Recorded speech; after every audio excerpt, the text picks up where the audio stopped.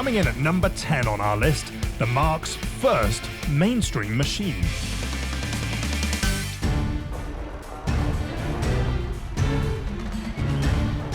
Prior to World War II, Alfa Romeo is a low-volume manufacturer focused on motorsports that crafts technically advanced, stylish, bespoke cars for the wealthy.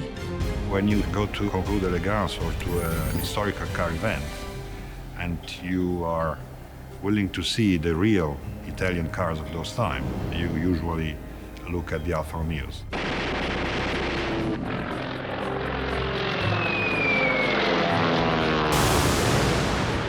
Post-war, everything changes. Italy comes out of the war just completely devastated, and the guys who are running Alfa are really trying to rebuild not just the Italian car industry, but Italy itself.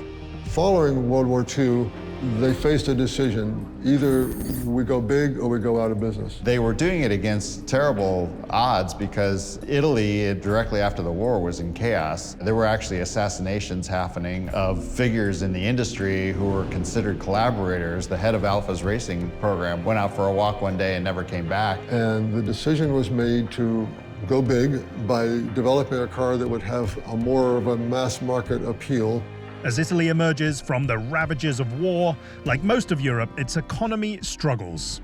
In order to survive, Alfa is forced to rethink its business strategy. Their solution arrives in 1954. In the 50s and 60s, Alfa Romeo was the car for the affluent sports enthusiasts.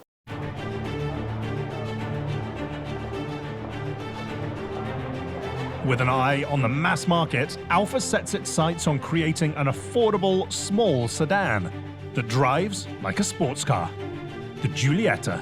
The Giulietta, which is a very sophisticated car, had a 1300cc, all aluminum engine, many sophisticated components. People thought, wow, look at all the content, look at this stuff, a 5-speed transmission, not a 4-speed, it's just a great car.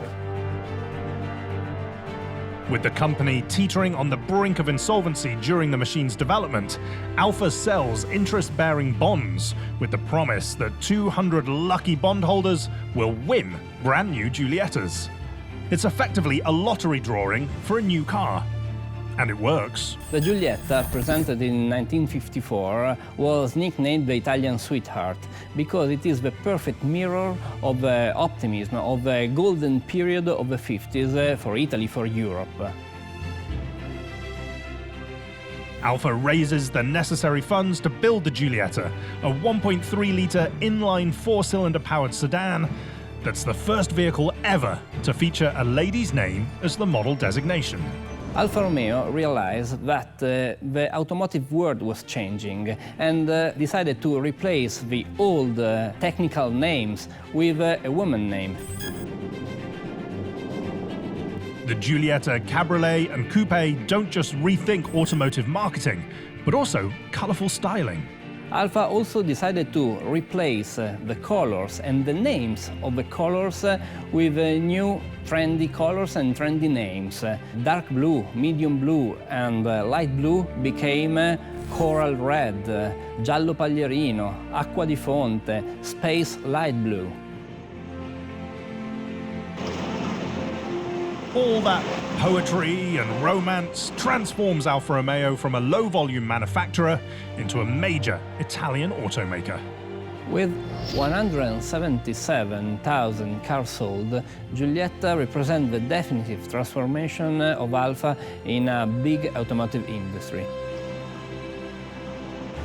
After years of devastation and political instability, prosperity finally comes in the 50s. The Italian people pull up their sleeves and show off their creative genius in a diverse range of fields, including art, cinema, and industry. In Italy, the Giulietta was nicknamed the Italian sweetheart because it represents the dream of a generation. Someone who would choose to drive an Alfa Romeo is a thinker, right? They're not trying to show off. They just want to have a good time. And that creates this image of Italy at its best, cappuccino and a cigarette, having a good time. The joy of driving an Alfa Romeo, both the blessing and the curse of that brand. You might break down on the side of the road, but that's where the romance comes in. You may hate the car as much as you love it, and that's why you drive an Alfa Romeo.